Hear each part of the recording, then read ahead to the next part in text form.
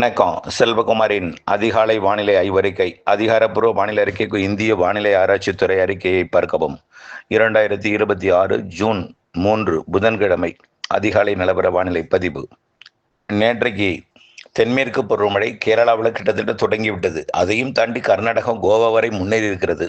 ஆனால் தென்மேற்கு பருவமழை இந்திய வானிலை ஆய்வு நிறுவனம் தொடங்கியதென்று அறிவிப்பதற்கு ஒரு குறிப்பிட்ட விதிமுறைகள் இருக்கிற காரணத்தினாலே அதை முழுமையாக தொடங்கியதாக அறிவிக்கப்படவில்லை. அதாவது அவர்கள் வைத்திருக்கக்கூடிய கேரளாவில் ஒரு குறிப்பிட்ட பகுதியில் வைத்திருக்கக்கூடிய மழை மாநில குறிப்பிட்ட அளவு மழை பொழிவு பதிவாக வேண்டும் என்பதற்காக தாமதமடைகிறது. ஆனால் நேற்றைக்கு தென்மேற்கு பருவமழை தொடங்கிவிட்டது.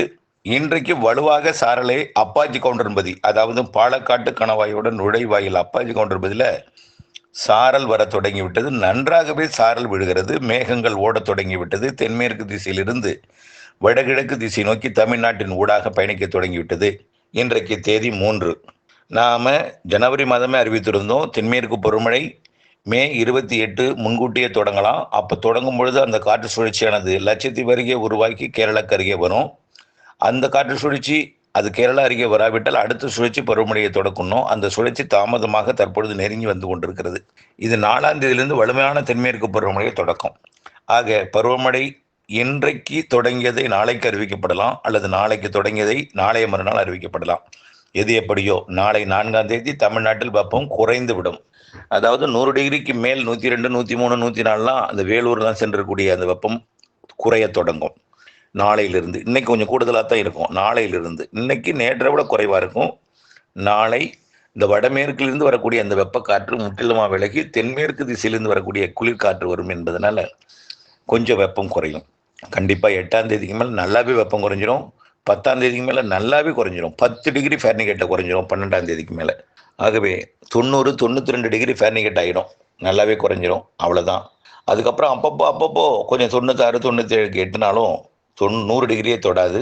எப்போவாவது ஒரு நாள் 100 டிகிரியே தொடும். அது சில இடங்கள்ல ஏதாவது ஒரு சில இடத்துல தொடும். அது இயற்கையோட அது என்ன சொல்றதுன்னா உணர்வு வெப்பம்தான் அதிகமாகும். அதாவது மரங்கள் இல்லாத மீனம்பாக்கம் போன்ற பகுதிகள், அதாவது ஒரு அகல தேசிய நெடுஞ்சாலை பகுதி, அதாவது பிரதிபலிக்கக்கூடிய ஒரு வெப்பம் தரையில் பட்டு அந்த தார் சாலையிலையோ அல்லது சிமெண்ட் சாலையிலையோ படும் பொழுது அது எதிரொலிப்பு மரங்கள் இல்லாத இடத்துல குளிர்ச்சித்தன்மை இல்லாமல் இந்த இடத்துல மட்டும் கொஞ்சம் கூடுதலாக பதிவாகும்.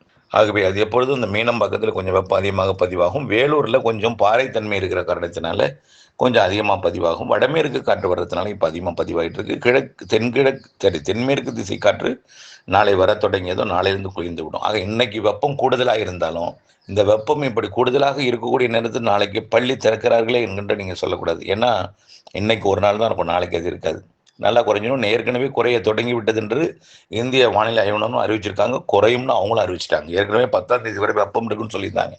இப்போ குறையும்னு அறிவிச்சிட்டாங்க. வெப்ப அலை இருக்காதுன்னு சொல்லிட்டாங்க. அதுதான் நம்ம முன்கூட்டி சொல்லியிருந்தோம்.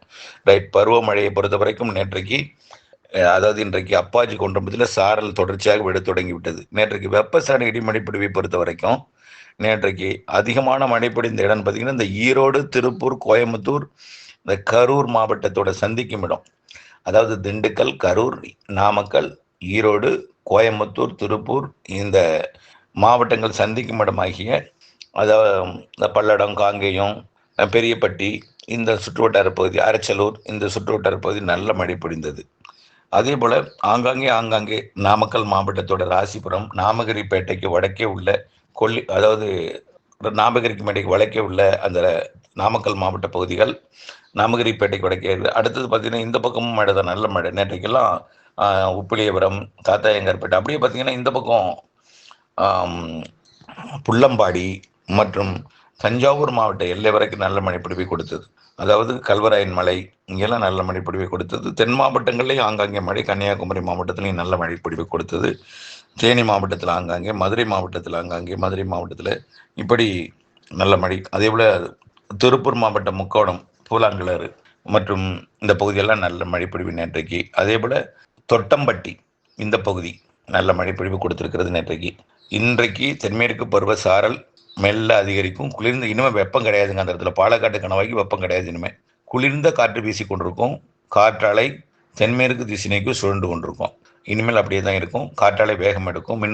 காற்றாலை மின் உற்பத்தி தொடங்கிடும். ஆகவே இந்த மின்வெட்டு பற்றாக்குறை என்பது விலகும். அடுத்தபடியாக பார்த்தீங்கன்னா மழைப்பொழிவை பொறுத்தவரைக்கும் இன்னைக்கு எங்கே இருக்குன்னு பார்த்தீங்கன்னா கன்னியாகுமரி, திருநெல்வேலி, தென்காசி மற்றும் விருதுநகர், தேனி மாவட்டத்தின் மேற்கு தொடர்ச்சி மலைப்பகுதிகள் மற்றும் அப்படியே கொடைக்கானல் மலைப்பகுதி மற்றும் நீலகிரி, கோயம்புத்தூர் மாவட்டத்தின் மேற்கு ஓரம் இங்கெல்லாம் நல்ல மழைப்பிடிப்பு இன்றைக்கு தொடக்கம், சாரலாக தொடக்கம்.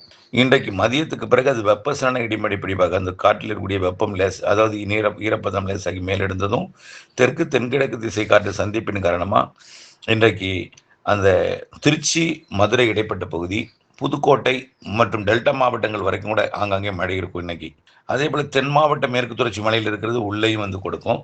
கண்டிப்பாக ஈரோடு, நீலகிரி மற்றும் நாமக்கல், சேலம், தருமபுரி, கிருஷ்ணகிரி, ஒட்டுமொத்த கர்நாடகா பகுதிகள், திருப்பத்தூர், வேலூர், ராணிப்பேட்டை, அதே போல் திருவண்ணாமலை, கள்ளக்குறிச்சி, விழுப்புரம், கடலூர், புதுச்சேரி, சென்னை, திருவள்ளூருக்கும் கூட இன்னைக்கு வாய்ப்பு இருக்குது. ஆனால் கடலூர் இந்த சென்னைக்கெல்லாம் கடல் ஓரம் ஒதுக்குதல் கூடுதலாக இருக்கும். கண்டிப்பாக இன்னைக்கு சென்னைக்கும் கடலூருக்கும் இடையில இன்றைக்கு இரவு கனமழை பொழிவு தெரிகிறது. நம்ம ஏற்கனவே சொல்லியிருந்தோம் 3ஆம் தேதி 31ஆம் தேதிக்கு பிறகு கொஞ்சம் கொஞ்சமாக முன்னேறும். உறுதியாக 3ஆம் தேதி சென்னைக்கு வரும்னு சொல்லியிருந்தோம். இன்னைக்கு சிதம்பரம் தொடங்கி திருவள்ளூர் மாவட்டம் பழவேற்காடு இடைப்பட்ட தமிழ்நாட்டின் வடகடலோர பகுதிகளுக்கு வடவுள் மாவட்ட பகுதிகளிலிருந்து இன்றைக்கு மழை வரும். ஓகேயா, கண்டிப்பாக வரும். இன்னைக்கு நள்ளிரவுக்குள் வரும். நள்ளிரவு வரைக்கும் கூட அந்த மழை அங்கே நீடித்து கொண்டிருக்கும். நாளை தென்மேற்கு பருவமழை வலுப்பெற இருக்கிறது. தென்மேற்கு பருவமழை கண்டிப்பாக வலுப்பெற்றுவிடும். நன்றாக சாரல் முக்கோணம் அப்படியே பார்த்தீங்கன்னா நெகமம், கர்மாபுரம், காட்டம்பட்டி வரைக்கும் சாரல் எட்டும். நாளைக்கு கோயம்புத்தூர் மாவட்டம் குளிர்ந்து விடும். நேற்று வரைக்கும் இருந்த வெப்பம் இன்றைக்கு கொஞ்சம் குறையும். இன்றைக்கு வெப்பம் நாளைக்கு முற்றிலுமாக குளிர்ந்து நாளைக்கு நன்றாக குளிராகிவிடும். அதே போல் வால்பாறை, நீலகிரி எல்லாம் கனமழை பொழிவு காத்திருக்கு. நாளைக்கு ஒட்டுமொத்த கன்னியாகுமரி, நீலகிரி வரைக்கும் நல்ல மழைப்பொழிவு நாளைக்கு நல்ல கூடுதலாக, இன்றைய விட கூடுதலாகும். நாளைய மழைப்பொழிவு தென் மாவட்டங்களில் கூடுதல் பரப்பு இருக்கும். டெல்டா வரைக்கும் நாளைக்கு மழை வரும். இன்றைக்கு சென்னை, அதாவது சிதம்பரத்துக்கும் திருவள்ளூர் மாவட்டத்தோட பழவேற்காட்டுக்கும் இடைப்பட்ட பகுதிக்கு இன்னைக்கு கண்டிப்பாக வடவுள் பகுதியிலிருந்து வரும். நாளைக்கு திருச்சி உள்ளிட்ட பகுதிகளிலிருந்து, கொடைக்கானல், மதுரை, சிவகங்கை மாவட்ட பகுதியிலிருந்து டெல்டாவுக்கும் வரும். ராமநாதபுரம், புதுக்கோட்டை மாவட்ட கடலோர பகுதிகளுக்கும் வரும். நாளைக்கு 4ஆம் தேதி. அடுத்தது 5ஆம் தேதி. இப்படி மழை படிப்படியாக அதிகரிக்கும். தென்மேற்கு பருவமழை கண்டிப்பாக தொடர்ந்து மழை இருந்து கொண்டே இருக்கும். 5ஆம் தேதி 6ஆம் தேதியெல்லாம் நல்ல வலுத்த மழை பிடிப்பு இருக்கு டெல்டா மாவட்டத்தோட கடலோரம். எதுக்கு இந்த டெல்டா மாவட்டத்து கடலோரம் சொல்றேன்? இதான் ஸ்கேல். கோடியக்கரை முனைக்கு மழை வந்துட்டுனா உள்ளேயும் வலுவாக இருக்கும் மழை. கடலோரம் தான் போராடும். நம்ம ஏற்கனவே சொல்லிட்டு இருக்கோம். சார் நீங்கள் மட்டும் தஞ்சாவூர் வரைக்கும் சொல்கிறீங்க சார், மன்னார்குடிக்கு கிழக்க சொல்லவே மாட்டேறீங்க சார், அப்போ என்னாச்சு வராதோ? ஆமாம், தெற்கு காற்று இருந்த காரணத்தினால கண்டிப்பாக நாளையிலிருந்து இன்றைக்கு சென்னை உள்ளிட்ட பகுதி டெல்டாவுக்கும் வரலாம், ஆனால் உறுதி இல்லை. நாளை 4ஆம் தேதியில் இருந்து வியாழக்கிழமையிலிருந்து கண்டிப்பாக டெல்டா மாவட்டங்களுக்கும் மழை எட்டும். தென்மேற்கு பருவமழையும் தீவிரமடையும். வெப்பச்சலன இடி மழைப்பிடிப்பின் தீவிரமடையும். 4ஆம் தேதி 5ஆம் தேதி டெல்டாவின் கடலோரம் வரைக்கும் வரும். சென்னை, திருவள்ளூருக்கலாம் நாளையிலிருந்து என்ன செய்ய போகிறாங்கன்னா, பேச போகிறாங்கன்னா அன்னைக்கே பேச ஆரம்பிச்சிருவாங்க. என்ன வெப்பம் அதிகமாக இருக்கு, நீங்கள் குளிர்ந்து விட்டது, இப்படி தான் போடுவாங்க. குளிர்ந்தது சென்னை. அப்புறம் எல்னினோ தாக்கத்தின் காரணமாக காலையில் வெயில், மாலையில் மழை, இதுதான் எல்னினோ அப்படின்னு ஒரு தலைப்பிட்டு அப்படியே விவாத மேடையில் நடக்க ஆரம்பிச்சிடும். ஆக காலையில் வெயில் அடித்து சாயந்தரம் மழை பெய்யறதுக்கும் காரணம் எல்னினோன்னு பேசப்படும். அப்படி அல்ல. இது எப்பொழுதும் மழை பொழிவு தொடங்கும் பொழுது இப்படியெல்லாம் நடந்து தான் மழைப்பொழிவெல்லாம் தொடங்கும் என்பதை நீங்கள் புரிந்து கொள்ள வேண்டும். புரியுதுங்களா? ஆகவே பருவமழைக்கு முந்தைய மழைப்பொழிவு சில நாட்கள் பொழியும், பிறகு பருவமழையாக வலுவாக தொடங்கும். இதுதான் கோடை மழைக்கு அப்புறம் பருவமழைக்கு முந்தைய மழை, பிறகு பருவமழை. சரி, வலுவான சிஸ்டம் இருந்தால் வலுவான பருவமழை பெய்யும். வலுவான சிஸ்டம் இல்லைன்னா இருக்கும். ஏன் வலுவான சிஸ்டம் இல்லைன்னா பசிபிக் பெருங்கடலில் வலுவான நிகழ்வு இருக்குது. அந்த நிகழ்வு செயலிழந்தது இங்கே தொடங்கும். காற்று கட்டுப்படுத்தி ஈர்த்திட்டு இருக்கு. அந்த நிகழ்வு செயலிழந்தது இங்கே பிக்கப் ஆகிடும். அப்போ இந்த காற்று அங்கே போகமாயிடும். ஆகவே இதே போல் மாறி மாறி அமைந்து கொண்டே இருக்கும். எல்லாமே செட்டிங்கை வச்சு தான் செட் ஆகும். ஆகவே 4ஆம் தேதி 5ஆம் தேதி கடலோரம் ஆகிட்டுனா மேற்கு தொடர்ச்சி மலையில் 4ஆம் தேதி 5ஆம் தேதியெல்லாம் வலுத்த பலத்த மழை இருக்குது.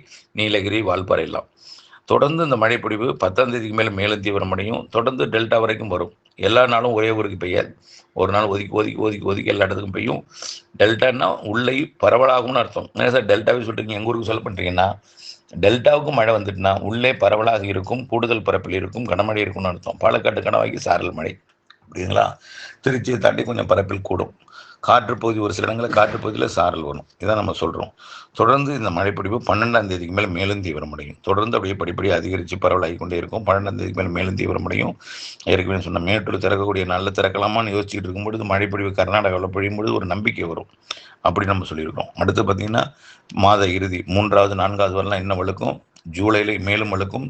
ஆகஸ்ட்டில் நல்லாவே இருக்கும்னு சொல்லியிருக்கோம். தென்மேற்கு பருவமழையும் தமிழ்நாட்டில் வெப்பசலன மழைப்பொழிவும் நன்றாக இருக்கும். வெப்பசலனத்துடன் இணைந்த தென்மேற்கு பருவமழை தமிழ்நாட்டில் எல்லா மாவட்டங்களுக்கும், மேற்கு தொடர்ச்சி மலை மற்றும் கணவாய் பகுதிகளில், அணைகள் நீர்பிடிப்பு பகுதிகளில் தென்மேற்கு பருவமழை. நாளை புரியும் உங்களுக்கு அறிக்கை வந்ததும் படிப்படியாக உணர்வீர்கள். நல்ல மழை இருக்கு என்பதை, வெப்பம் தணியும் என்பதையும் உணர்வீர்கள். இணைந்திருங்கள் அப்டேட்ஸுடன். நன்றி.